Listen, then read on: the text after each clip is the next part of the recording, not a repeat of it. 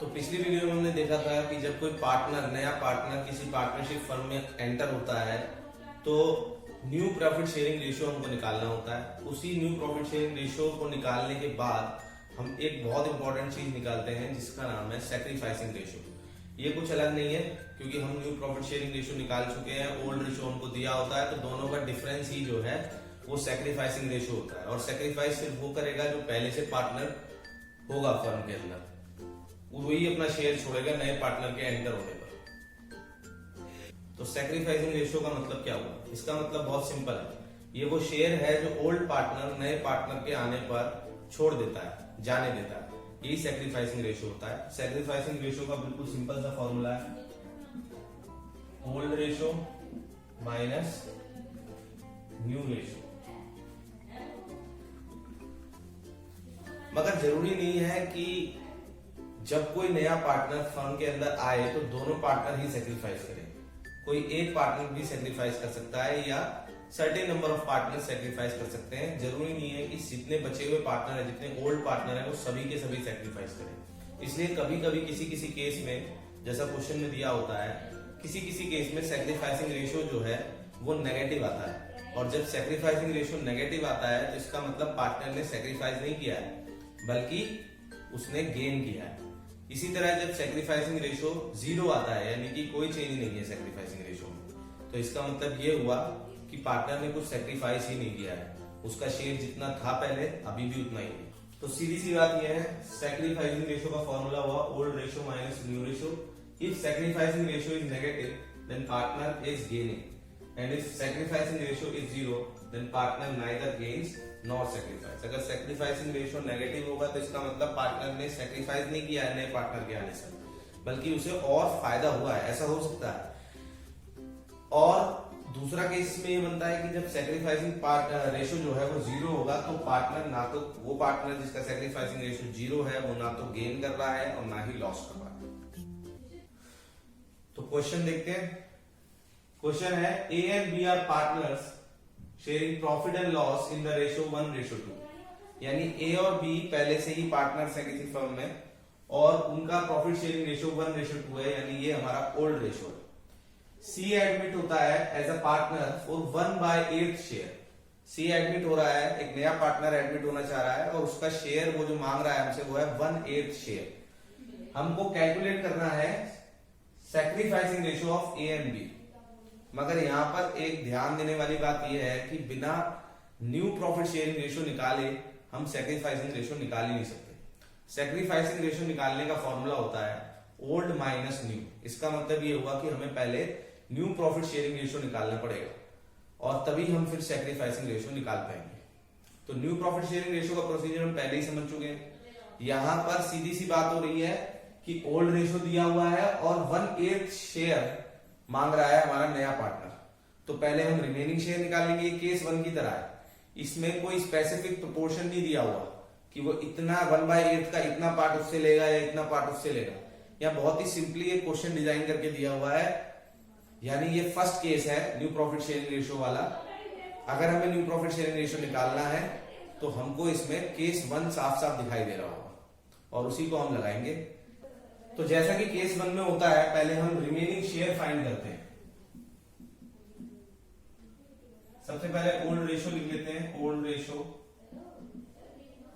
A and B कितना है 1:2।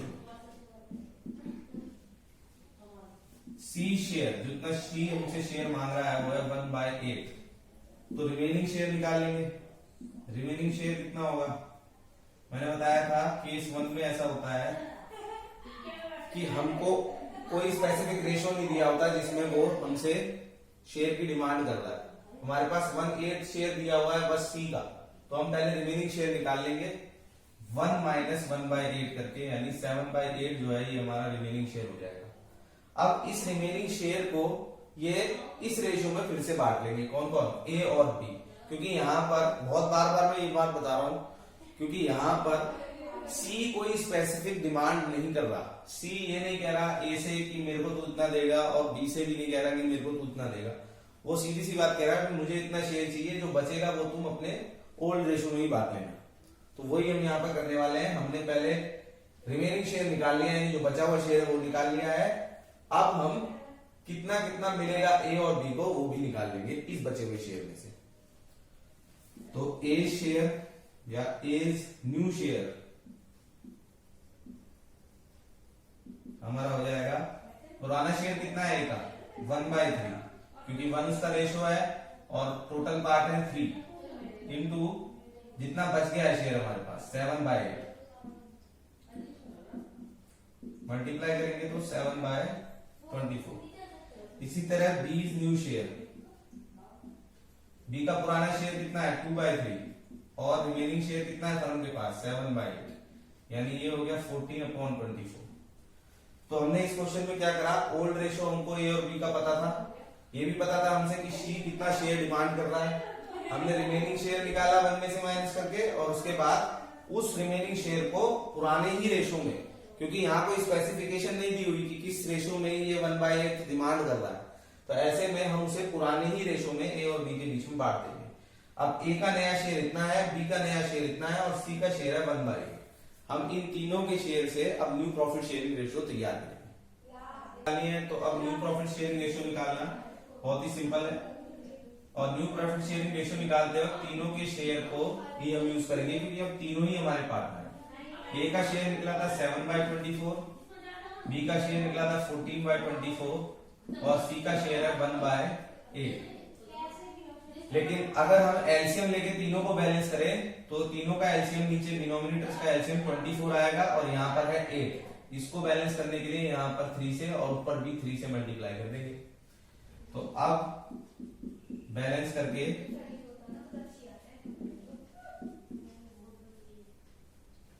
Twenty सबके नीचे ये कैंसिल हो जाएगा, यानी ये हमारा न्यू प्रॉफिट शेयरिंग रेशियो होगा। न्यू प्रॉफिट शेयरिंग रेशियो निकालने के बाद हमारा जो लास्ट स्टेप है वो सैक्रिफाइसिंग रेशियो निकालना होगा। सैक्रिफाइसिंग रेशियो, और यहाँ पर ध्यान देने वाली बात यह है कि सैक्रिफाइसिंग रेशियो सिर्फ ओल्ड पार्टनर का ही निकलता है। नया जो पार्टनर एडमिट हो रहा है वो क्या सैक्रिफाइस करेगा, वो कुछ भी सैक्रिफाइस नहीं कर रहा, वो तो बस गेन कर रहा है अपना शेयर। पुराने ही जो पार्टनर सैक्रिफाइस करेंगे उसके फेवर में। तो सैक्रिफाइसिंग रेशियो सिर्फ पुराने पार्टनर्स का निकलता है। उसका फॉर्मूला हमने पहले ही देख लिया था, ओल्ड माइनस न्यू, यानी कि ओल्ड शेयर इसका कितना था ए का 1/3, न्यू शेयर था 7/24। ऐसे ही बी का ओल्ड शेयर था 2/3, न्यू शेयर था 14/24। अगर हम इसको एलसीएम लेके सॉल्व करें तो नीचे 24 एलसीएम 1 into 8 minus 7, 8 minus 7/24 यानी कि 1/24।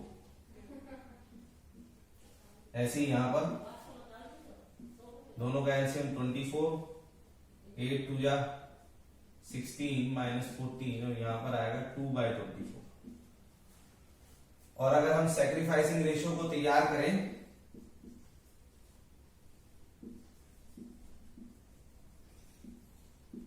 दोनों के म्यूचुअल सैक्रिफाइसिंग रेशियो को, तो इसका है 1/24, इसका है 2/24, यानी इनका सैक्रिफाइसिंग रेशियो जो होगा वो होगा 1:2। इसको सैक्रिफाइसिंग रेशियो बोल सकते हो या फिर सैक्रिफाइस पार्ट या सैक्रिफाइस शेयर। तो इस तरीके से हम सैक्रिफाइसिंग रेशियो फाइंड कर सकते हैं। ये बहुत ही सिंपल सा एग्जांपल था। तो मतलब गेन वाली बात यही हुई कि सैक्रिफाइस ओल्ड पार्टनर ही करेंगे, इसलिए सैक्रिफाइसिंग रेशियो ओल्ड पार्टनर का ही निकलेगा, और उसको निकालने के लिए हमको न्यू प्रॉफिट शेयरिंग रेशियो की जरूरत पड़ेगी ही पड़ेगी। सैक्रिफाइसिंग रेशियो अगर नेगेटिव निकलता है तो इसका मतलब पार्टनर ने सैक्रिफाइस नहीं किया है, उसने उल्टा गेन किया है। सैक्रिफाइसिंग रेशियो अगर 0 निकलता है तो इसका मतलब ये हुआ कि पार्टनर ने ना तो सैक्रिफाइस किया है ना ही गेन किया है। तो एक और प्रॉब्लम देखते हैं सैक्रिफाइसिंग रेशियो कैलकुलेट करने की। Ram and Shyam are partners sharing profit and loss in the ratio of 5:3. Ram surrenders 1/5 of his share and Shyam surrenders 1/3 of his share in favor of Sita. Calculate sacrificing ratio. अब बात फिर से वही हो गई कि अगर हमें सैक्रिफाइसिंग रेशियो निकालना है तो न्यू प्रॉफिट शेयरिंग रेशियो भी निकालना पड़ेगा, उसके बिना सैक्रिफाइसिंग रेशियो निकल नहीं सकता। और न्यू प्रॉफिट शेयरिंग रेशियो निकालने के लिए हमें केस पहचानना पड़ेगा। तो अगर हम ध्यान से देखें तो ये हमारा थर्ड केस है, क्योंकि इसमें इनकमिंग पार्टनर का शेयर नहीं दे रखा, बजाय इसके ओल्ड पार्टनर कितना सरेंडर करते हैं ये बात दे रखी है। तो ओल्ड पार्टनर जितना शेयर सरेंडर करने वाले हैं उसी को मिलाकर नए पार्टनर का शेयर बन जाएगा और फिर न्यू प्रॉफिट शेयरिंग रेशो तैयार हो जाएगा। तो इतना हार्ड नहीं है, थर्ड केस है न्यू प्रॉफिट शेयरिंग रेशो का, और उसके बाद ओल्ड माइनस न्यू करके सैक्रिफाइसिंग रेशो फाइंड करेंगे। तो चलो देखते हैं इसको कैसे करना है। सबसे पहले ओल्ड रेशो की बात करें तो ओल्ड रेशो राम और श्याम का हमको दिया हुआ है यहाँ पर 5:3, यानी कि इनका ओल्ड शेयर कितना कितना हो जाएगा। रेशो और शेयर में क्या फर्क है, रेशो शेयर जो है वो फ्रैक्शन में होता है, शेयर पार्ट दिखाता है, रेशो तो जनरली रेशो है ही। तो ओल्ड शेयर कितना हो जाएगा 5/8, इसका 3/8। अब हमसे इसने कहा है कि राम 1/5 सरेंडर करता है, यानी कि सरेंडर शेयर अगर हम निकाल लें राम का, सरेंडर शेयर ऑफ राम, तो कितना होगा 1/5 ऑफ इस शेयर, यानी कि 1/5 इंटू 5/8, यानी कि 1/8 इसका सरेंडर शेयर आएगा। इसी तरह सरेंडर शेयर ऑफ श्याम भी निकाल सकते हैं। श्याम कितना सरेंडर कर रहा है, 1/3 सरेंडर कर रहा है, 1/3 ऑफ हिज शेयर, और हिज शेयर कितना था, उसका शेयर कितना था 3/8, 1/3 इंटू 3/8, ये कट गया 1/8, ये भी 1/8 ही सरेंडर कर रहा है। अब 1/8 और 1/8 दोनों को मिलाकर सी का शेयर तैयार हो जाएगा, और 1/8 को इसमें से माइनस करेंगे, 1/8 को इसमें से माइनस करेंगे तो ये राम और श्याम का जो है वो हमें न्यू शेयर भी मिल जाएगा। तो न्यू शेयर ऑफ राम कितना होगा, old minus surrender 4/8। New share of Shyam कितना होगा, ओल्ड माइनस सरेंडर 2/8। हमको न्यू शेयर राम का भी मिल गया, न्यू शेयर श्याम का भी मिल गया। न्यू शेयर ऑफ सीता कितना होगा, जितना इन्होंने सरेंडर किया था 1/8 दोनों को प्लस कर लेंगे, 2/8 जो है हमारा सीता का शेयर हो जाएगा। अब दोनों तीनों का profit sharing ratio, new profit sharing ratio निकाल लेंगे। तो तीनों का न्यू प्रॉफिट शेयरिंग रेशो निकालना बहुत सिंपल है। राम, श्याम और सीता 3 पार्टनर है हमारे पास। राम का न्यू शेयर निकला था 4/8, श्याम का न्यू शेयर निकला था 2/8, और सीता का भी न्यू शेयर निकला था 2/8। काटे अगर हम इन तीनों को तो इनका न्यू प्रॉफिट शेयरिंग रेशो हो जाएगा 4:2:2। इसके बाद सैक्रिफाइसिंग शेयर निकाल लेते हैं, और वो सिर्फ पुराने पार्टनर्स का निकलता है। तो सैक्रिफाइसिंग शेयर ऑफ राम ये हो जाएगा उसका न्यू शेयर माइनस उसका ओल्ड शेयर माइनस उसका न्यू शेयर।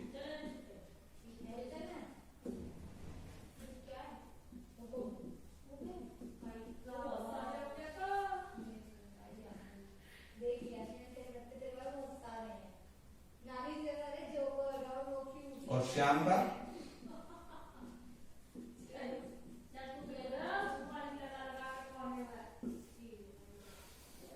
सैक्रिफाइसिंग रेशो दोनों का कितना हो जाएगा, क्योंकि सैक्रिफाइसिंग सिर्फ पुराने पार्टनर्स का ही निकलता है, नए पार्टनर का सैक्रिफाइस से कोई लेना देना नहीं है।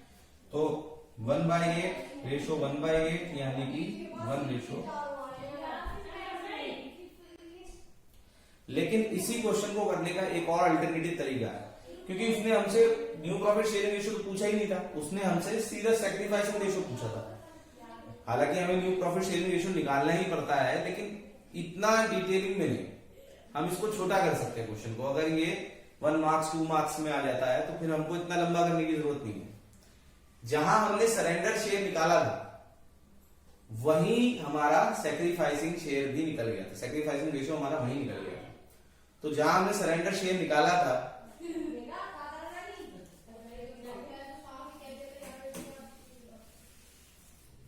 सरेंडर का मतलब भी तो सैक्रिफाइस ही होता है। सरेंडर शेयर ऑफ राम ये हमने कैसे निकाला था, 1/5 ऑफ हिज शेयर, यानी 1/5 इंटू 5/8, काट कूट के ये कितना निकला था, 1/8। ऐसी सरेंडर्ड शेयर ऑफ श्याम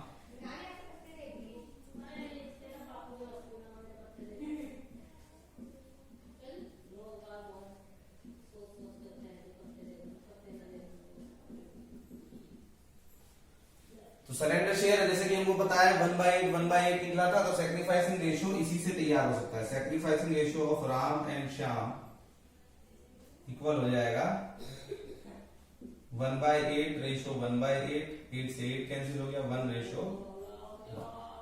बहुत ही सिंपल, यानी कि उतना लंबा करने की बजाय अगर हमें से सीधा सैक्रिफाइसिंग रेशियो पूछा है और हमें सरेंडर शेयर भी दे रखा है, तो हम डायरेक्ट वहीं से निकाल सकते हैं अपना सैक्रिफाइसिंग रेशियो। सैक्रिफाइसिंग रेशियो निकालना इसलिए जरूरी है क्योंकि जब फर्म, कोई पार्टनर फर्म के अंदर आता है तो फर्म रिकॉन्स्टिट्यूट होती है और उसमें कुछ चीजें पुराने पार्टनर्स को सैक्रिफाइसिंग रेशियो के बेसिस पर ही मिलती है। उनमें से एक चीज है गुडविल में उनका शेयर। और भी बहुत सारी चीजें हैं जो आगे हमें इस चैप्टर में समझनी है, लेकिन सबसे पहली और सबसे फॉरमोस्ट चीजें ये दोनों ही है, new profit sharing ratio calculate करना और सैक्रिफाइसिंग रेशियो बनाना। अपनी बुक में से आप और इसके क्वेश्चन कर सकते हैं। जो हम अगला टॉपिक करेंगे इसके बाद वो होगा गुडविल, जो कि एक बहुत इंपॉर्टेंट टॉपिक है। कंस्ट्रक्टिवली इस चैप्टर में आगे धीरे धीरे आगे बढ़ेंगे तो हमारा बहुत ही अच्छे से ये चैप्टर तैयार हो जाएगा बिना किसी दिक्कत के।